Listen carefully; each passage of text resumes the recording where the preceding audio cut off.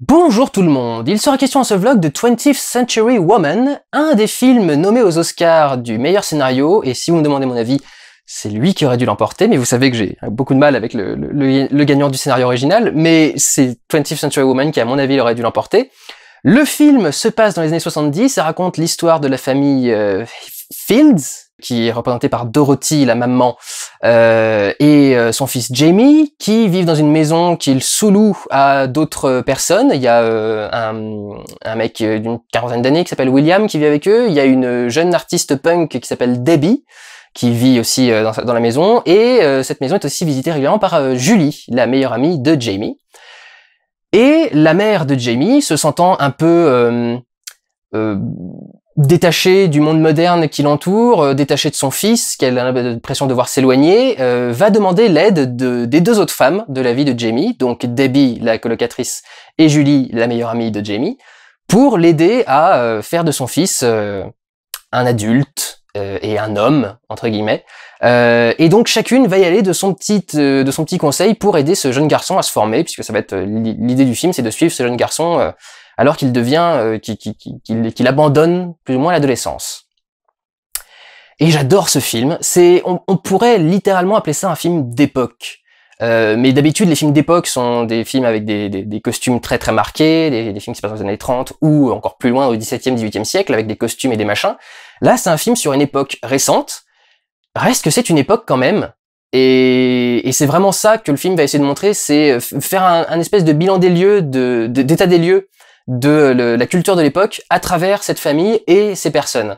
Et en fait, c'est vraiment le truc qui m'a charmé au maximum dans ce film. Je vous parlerai pas vraiment de l'histoire en développement précis parce que il faut vivre la vie de cette famille tranquillement, mais ce qui est magnifique, c'est à quel point le film est centré sur la façon de voir le monde. Parce que c'est quelque chose qu'on a complètement perdu aujourd'hui. On est persuadé que tout le monde voit le monde comme nous. Et c'est un film qui parle constamment des différences de vision offertes sur le monde. La différence entre un adulte et un enfant. La différence entre un enfant et un adolescent. La différence entre les parents et les enfants. Parce que c'est pas la même chose qu'entre les adultes et les enfants. La différence entre les hommes et les femmes. La différence entre le punk et les hippies. La différence entre... tous ces trucs-là, vraiment, c'est... toutes ces façons de voir le monde complètement opposées, des choses aussi futiles que quel groupe on aime bien ou des trucs dans ce genre-là, et faire un film justement sur la confrontation de tout ça et comment tout ça en fait crée le monde qui nous entoure et comment est-ce que du coup chacun peut se construire par rapport aux diverses voies qui sont proposées dans le monde en fait. Donc c'est vraiment ultra intéressant.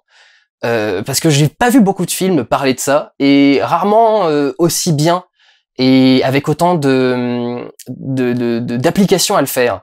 Pour vous donner un exemple, j'avais jamais vu de film, enfin si j'en ai déjà vu, mais c'est très très rare, et surtout de la façon dont on fait ce film-là, qui vous cite ses sources quand il vous montre quelque chose. Le film va à plusieurs moments citer des livres, par exemple de beaucoup de livres féministes qui avaient été créés à l'époque ou des livres sur la société de l'époque, et ils vont être cités avec le titre, l'auteur, la date de sortie, pendant que le personnage en voix off est en train de raconter ce que lit ce texte. Ils vont faire ça aussi, par exemple, pour des allocutions de président de la République. Ils vont mettre quelle est l'allocution, à quelle date elle a été faite, à qui est-ce qu'elle a été adressée. S'ils vont mettre des extraits de films, à un moment, il y a un extrait de Koyanis Katsi, si vous connaissez. Et du coup, il y a l'extrait marqué Koyanis Katsi avec le réalisateur, la date de sortie, etc., etc. Et c'est assez bluffant, vraiment, de voir à quel point ce film réussit à la fois à vous expliquer l'époque, à vous la transmettre et à vous transmettre toutes les oppositions et comment faire les choses, et à vous y intéresser vraiment profondément. La façon qu'ont les personnages de parler des choses va vraiment nous faire entrer dans les scènes. Il y a une scène qui met un peu mal à l'aise, mais qui est très drôle, autour du mot menstruation. Je dis même pas autour des menstruations, autour du mot menstruation. Cette scène est monstrueuse. Pour faire un jeu de mots pourri, mais j'adore cette scène. C'est vraiment un petit bijou d'étrangeté et en même temps de vrais messages et de vrais sens et de vraies choses intéressantes à passer dans ce film. Et c'est vraiment c'est vraiment très très bien travaillé. Il y a des répliques qui sont ouf dans ce film. Il y a un moment, c'est Jamie se bat avec quelqu'un et sa mère du coup est en train de lui enlever un peu le sang et les machins. Et elle lui demande What was the fight about? Pourquoi vous vous êtes battu? Et quel était le sujet de la dispute, plutôt? Quel était le sujet du combat? Et il répond clitoral stimulation, c'est-à-dire la stimulation du clitoris. Il te balance ça en plus tel quel, c'est vraiment très drôle. Enfin, la scène passe très bien. Et la période est intéressante parce que elle est très liée en fait à beaucoup de choses qui sont abordées dans le film. Par exemple, le féminisme qui commençait beaucoup à prendre ses marques à ce moment-là. C'est d'ailleurs à ce moment-là que sont sortis les grands livres, etc., qu'il cite du coup dans le film. Et c'était également, dans ces années-là, la sortie des premiers tests de grossesse. Et donc il y a un des personnages du film qui à un moment va réaliser son test de grossesse. Donc déjà vous allez voir à quel point c'était compliqué à l'époque. Mais c'est vachement intéressant du coup de nous remontrer d'où ça vient tout ça, de nous remontrer d'où est parti le féminisme, d'où est parti le contrôle des femmes sur leur corps, d'où est parti le fait de respecter la femme, de travailler à son orgasme. Il y a tout un truc. Jamie est obsédé enfin non pas obsédé justement, mais il est très intéressé par ces histoires de comment est-ce qu'on fait pour donner un orgasme, et pas de cette façon rigolote et superficielle que font beaucoup de films de ce genre-là, avec un gosse qui se poserait des questions sur le sexe et qui se les poserait de façon à faire rire un peu le spectateur. Là, vraiment, le gamin se pose des questions sur le sexe et va demander aux femmes qui croisent, mais t'as déjà eu ton orgasme, mais comment est-ce qu'on travaille ton machin? C'est vraiment ça qui est intéressant, quoi. C'est à la fois de montrer d'où viennent ces façons de penser, de montrer ce qu'elles ont apporté à l'époque et pourquoi est-ce qu'elles étaient importantes et intéressantes en particulier, quoi. Il y a une réplique qui va sortir très souvent de Jamie à propos de sa mère, c'est oh mais tu sais, elle est née pendant la Grande Dépression. Et c'est intéressant de rappeler ces trucs-là, quoi, de rappeler que certaines personnes sont nées à des périodes particulières qui les ont formatées à penser d'une certaine façon aussi. Et c'est vraiment tout le sujet qui est abordé dans le film et c'est vraiment très beau. D'autant que le film fait en sorte d'avoir un environnement chaleureux.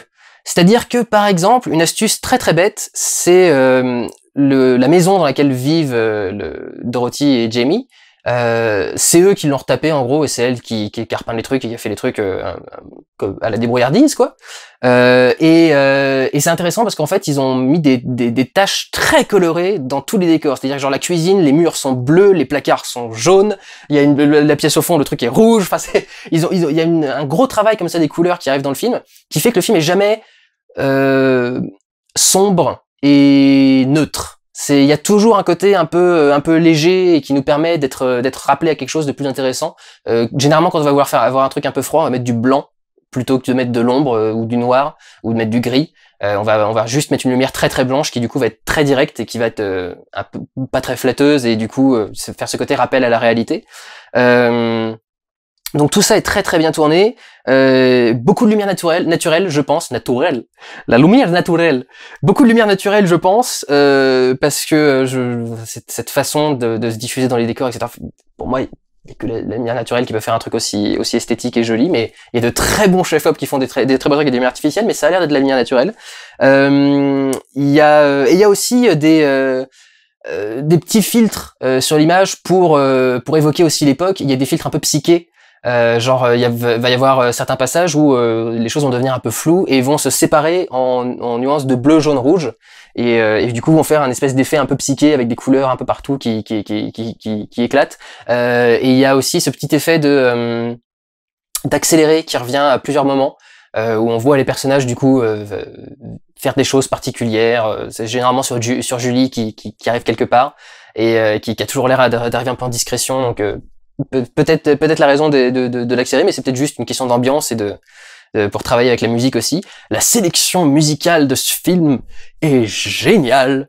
Toutes les musiques du film étaient super cool, je les ai toutes aimées. Donc là aussi, c'est aussi beaucoup l'époque, mais là aussi vous allez découvrir des choses vraiment intéressantes. Et puis, toujours pour travailler cette époque des années 79-80, il y a aussi pas mal de travail sur les photos. Alors, il y aura des photos de cette époque-là, mais il y aura aussi des photos de l'époque de la mer, par exemple, donc beaucoup plus vieilles, et qui semblent être des photos réelles. Donc, il y a aussi tout ce travail de la texture, de l'ancienneté, etc., et des origines, et de ce qui est venu avant. Donc, je vais pas vous en parler 3 heures, c'est souvent comme ça avec les films que j'aime beaucoup. Je vous encourage profondément à aller voir 20th Century Woman. C'est un film lumineux, intelligent et intéressant. Vraiment, j'ai beaucoup kiffé ce film et je vous encourage vraiment à aller le voir. Ça fait du bien de voir des films comme ça avec des gens qui se posent des questions, qui remettent des choses en contexte, qui essayent ah, ça fait un bien fou. Donc je vous encourage à aller voir 20th Century Woman du plus profond de mon cœur. Prenez soin de vous, allez voir des films. Ciao!